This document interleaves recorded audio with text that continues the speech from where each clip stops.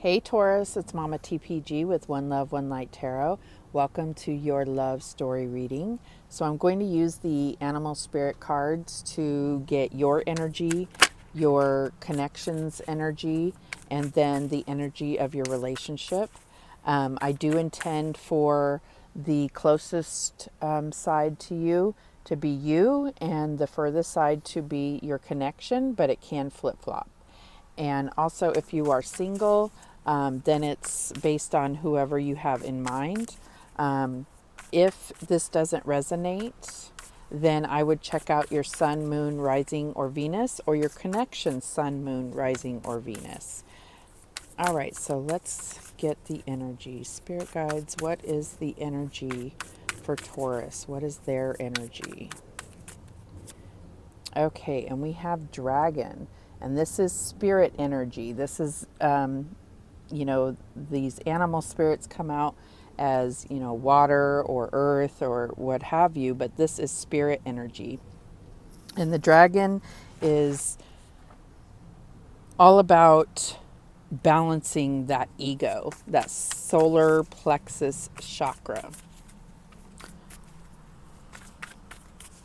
All right, what is the energy of the connection? Now, this could be you or it could be your connection. Like I said, flip-flop the energies if necessary. And we have earth energy, the raccoon. So the raccoon is very resourceful. Maybe, operates a little bit in the shadows, don't always know how they feel. You don't always know. They're very talented and good at whatever it is that they do, especially, whatever job they do, they're very good at it. But that shadowy aspect can be what causes some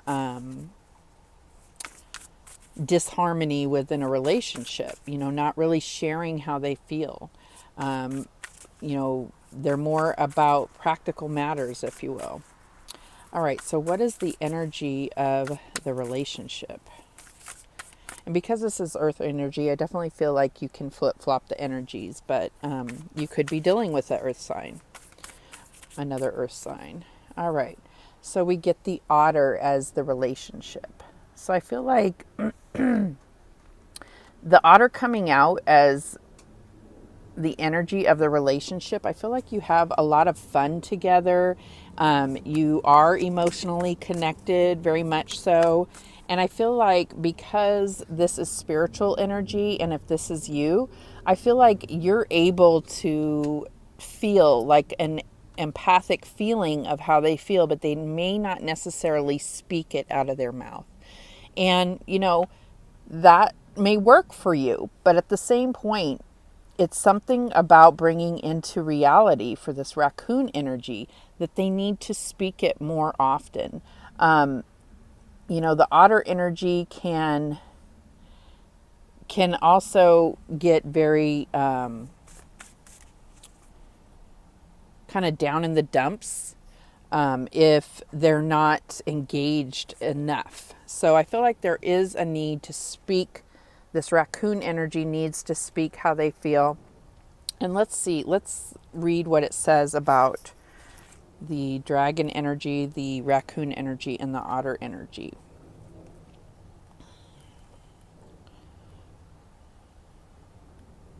Sorry, these are not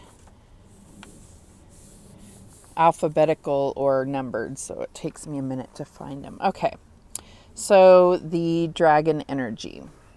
Seeing one's most true self and balancing the ego. The dragon sees everything. Its essence has been with us since before our first breath and will be there at our last. It watches us navigate the external world as well as our inner world. When dragon energy is awakened, we are courageous, visionary, and can easily drop into witness consciousness. It is almost as if we are traveling with a great friend inside of ourselves. When we look in the mirror deep into our eyes, we may even glimpse the self behind the self, the one who is watching us. This is the power of the dragon breathing transformative fire into every cell of our bodies. Witnessing this omnipotent energy even for a brief moment, helps us surrender and let go. We let the dragon guide us. We hop on its back for a ride, and as we traverse even the most difficult terrain, the dragon's eyes see beauty everywhere. It is said that if a yogi does not see beauty in the world, their Agni is dim. Agni is described as inner fire or sacred intelligence. May even just the mention of the dragon stir the embers of intelligence within you.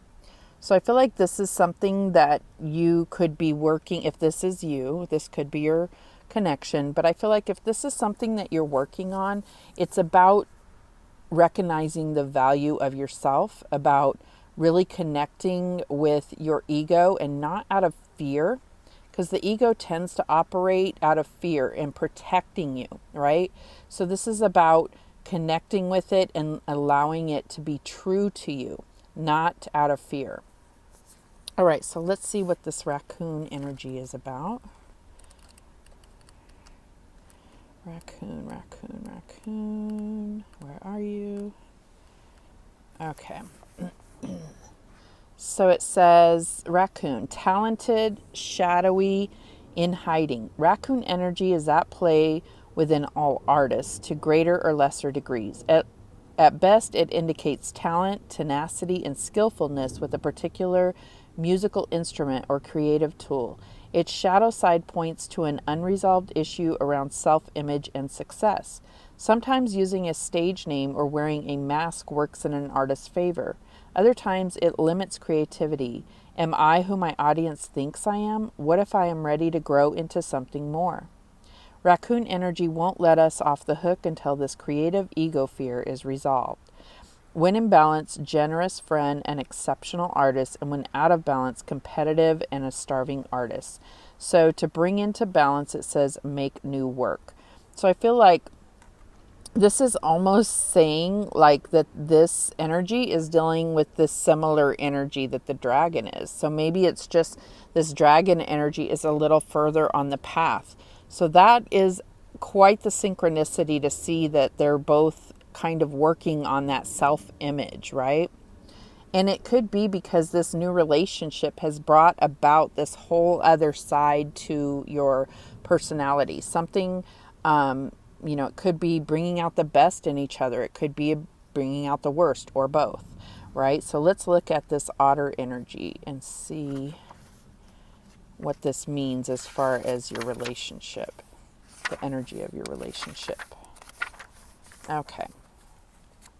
So the otter, unobstructed joy, playfulness, contentment. Perhaps the most joyful creature within the animal spirit deck, the otter represents absolute bliss. Otter energy is the playfulness of a child available to us at any age. They have a giddiness and reverence for life itself without the presence of doubt, worry, or skepticism. Imagine yourself with a little more otter energy. What would life look like? What would it take to bring you there?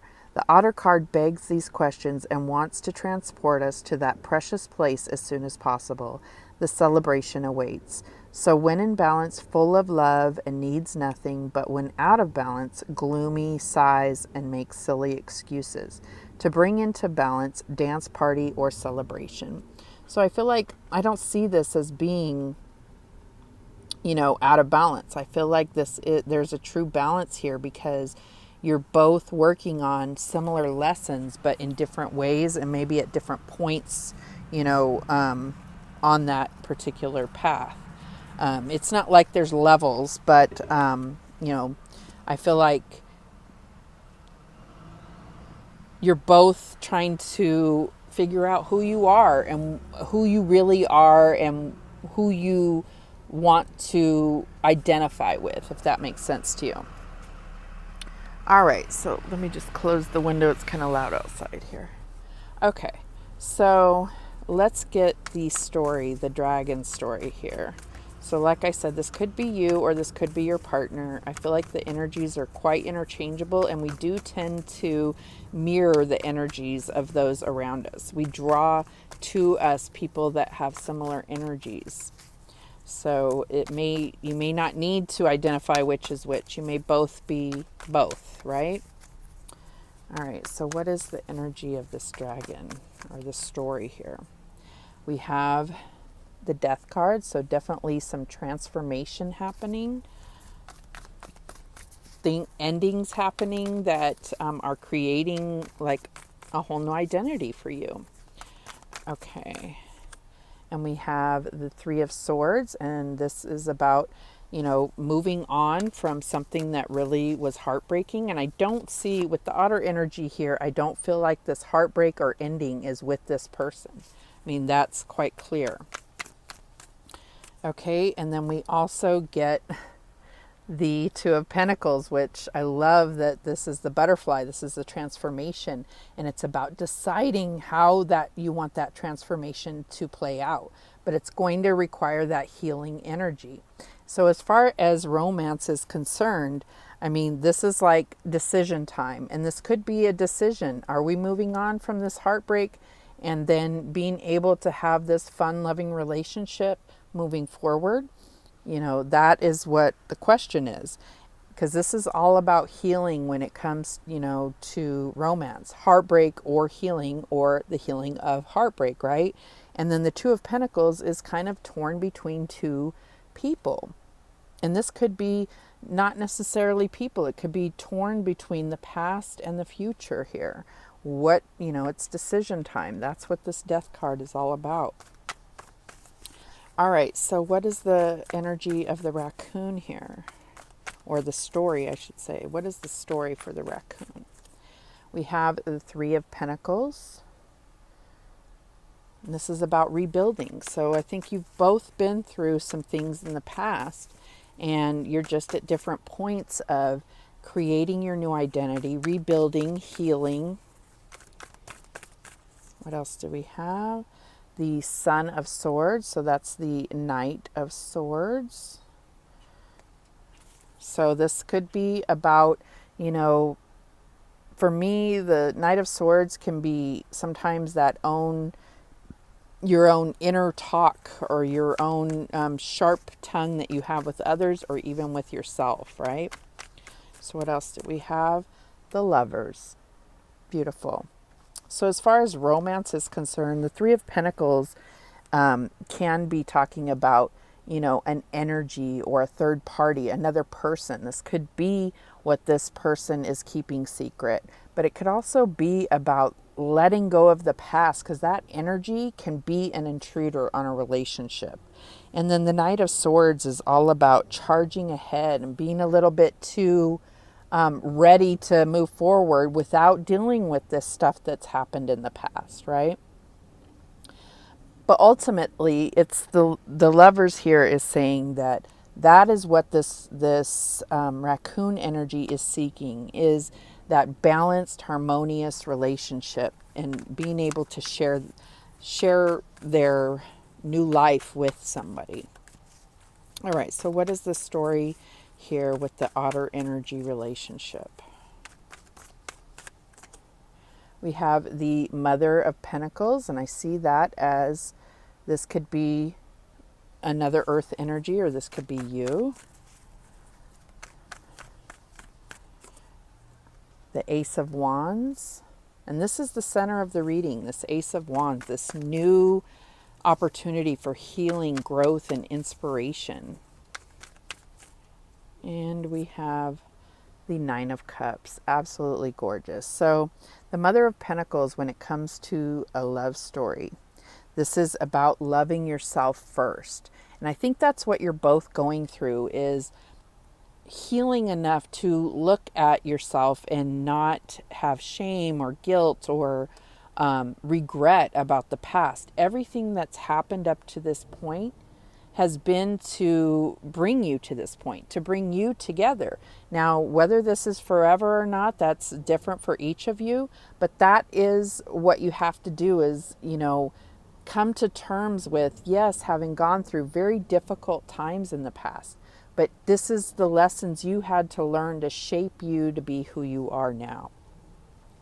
And then the Ace of Wands can be about, that olive branch. If there was any kind of arguments here, within this relationship, but I feel like this is the new start, the new inspirational start for you as a new person, them as a new person, and it's quite beautiful. And then the Nine of Cups is about having confidence in love, and that can be really difficult when you've been hurt in the past. You have to open yourself to that, because otherwise you're going to be, you can still love, but it's going to be always have that like shadow of fear over it. This is about having that confidence, knowing that what you're building now has nothing, is not the same person or relationship that you had in the past. And that is, that's a lot to ask of yourself in some instances. So let's see what this relationship is meant to teach the both of you. What is the lesson here of this love story? And we have the journey to wholeness. And I can't think of a better card to describe this, because like I said, it's about those splinters and healing. You're both going through that. And so let's see what the book says about journey to wholeness. That's number 33, which is a master number. So this is a very significant relationship for you. All right. So it says this card is about loving yourself and others from a sense of wholeness, exactly as you are right now. It is only from this space that healing can take place. We may find ourselves in relationships or scenarios where we can see great potential. We may have concepts of others that are not really who they are due to subconscious projections or ideals. We could have the idea that we will feel better about ourselves when we achieve a goal or status, that success will somehow make everything better. Unfortunately, this takes us out of the present and makes our love somewhat conditional. To be a healer, transcend the perspective that the being in front of you needs to be fixed. Hold the vision that they are perfect as they are. From this place, they can heal themselves through the transformative power of acceptance. Acknowledge the full spectrum of a picture and bring any fractured parts back to the present moment. In this place, we are whole and thus have the power to step into the brightest version of ourselves. And that's exactly what all of this has said. This whole reading that's what I've been saying. I feel like this is very synchronistic. So let's look at the particular lessons that each of you are working on within yourself. So let's say the dragon, because, it could be either or it could be you. So let's see what the dragon is working on here. And we have choices. Make the best choices. And I feel like that is where some things have, where you have regrets, where you have shame or guilt, is you feel like you've made terrible choices, or if I would have done things this way, then this wouldn't have happened, and so forth. And the best thing that I can say is you're coming back into your own to trust yourself. Trust your choices, and also know that those choices were the right choices for the moment and have brought you to this point, which is a beautiful thing. All right, so what is the raccoon working on? And we have these 7 deadly sins, humanity's destructive traits. So I feel like I'm going to actually read the book on that one. I don't know if I've ever drawn that card. How funny. So the 7 deadly sins. All right, so let's see what it says about the 7 deadly sins. Welcome to the world of human nature. The 7 deadly sins are at the root of all destructive behavior. Greed and other negative traits drive harmful human activity that impacts the quality of life on Earth, particularly the environment. It is a lack of concern for the preservation of Mother Earth and all these humans' destructive traits that are leading to the devastation of life on this planet. So what the 7 deadly sins mean: there's sloth, which is laziness, being physically and emotionally inactive; gluttony, overindulgence in anything to the point of waste; lust, an intense desire for physical and sexual gratification; greed, excessive pursuit of material possessions and power, wrath, extreme feelings of uncontrollable anger, envy, discontentment aroused by another's good fortune, pride, excessive self-love, and arrogance. And so what I feel like is not that they are going through these particular sins or performing these sins.